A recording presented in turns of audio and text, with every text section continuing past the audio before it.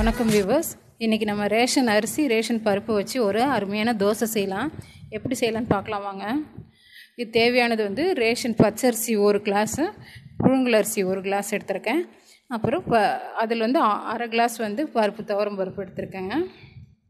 அரிசி எந்த அளவுக்கு எடுக்கிறீங்களோ அதில் பாதி வந்து துவரம் பருப்பு எடுத்துக்கோங்க, ரேஷன் பருப்பு தான்.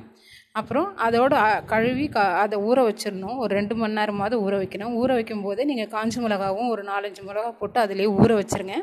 அப்போ தான் வந்து நல்லா நைஸாக அரையும். ஒரு 2 hours நல்லா ஊறட்டும். இது ஊறினதுக்கப்புறம் இதை நான் வடிச்சிட்டு நம்ம வந்து மிக்சியில் போட்டு தோசை பதத்துக்கு அரைச்சிக்கணும். நல்லா தோசை மாவு பதத்துக்கு அரைச்சிட்டு ஒரு பவுலில் மாற்றிக்கலாம். மாற்றிட்டு இதுக்கு தேவையான அளவு உப்பு, நான் கல் உப்பு போட்டிருக்கேன். ஜீரகம் வேணும்னா போட்டுக்கலாம், இல்லை உங்களுக்கு பிடிக்கலன்னா ஜீரகத்தை நீங்கள் போட வேண்டாம்.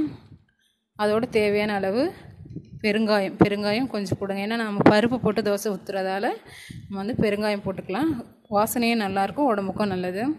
நல்லா மிக்ஸ் பண்ணிவிட்டு தண்ணி பார்த்துக்கோங்க. தோசை மாவு எப்படி இருக்குன்னு, கெட்டியாக இருந்தால் கொஞ்சம் தண்ணி ஊற்றிக்கோங்க. இப்போ நம்ம தோசை ஊற்றிடலாம். பாருங்கள், அருமையான தோசை சூப்பராக வரும். நல்லா இதை நம்ம புளிக்க வைக்காமலும் ஊற்றலாம். உங்களுக்கு புளிச்சா தான் பிடிக்கும்னா நீங்கள் ஒரு 8 மணி நேரம் புளிக்க வச்சுக்கலாம். இதை ப்ளெயினாகவும் ஊற்றலாம். இந்த மாதிரி வெங்காயம் கொத்தமல்லி போட்டும் நம்ம ஊற்றிக்கலாம். இந்த மாதிரி வெங்காயம் கொத்தமல்லி மேலே கொஞ்சம் இட்லி பொடி போட்டு நல்ல பொடி தோசை மாதிரியும் ஊற்றலாம். ரொம்ப டேஸ்ட்டாக இருக்கும். இதுக்கு நல்ல கார சட்னி இல்லை தேங்காய் சட்னி ரெண்டுமே ரொம்ப நல்லா சூப்பராக இருக்கும். ரொம்ப நல்ல சூப்பரான ஒரு தோசை ரெடி.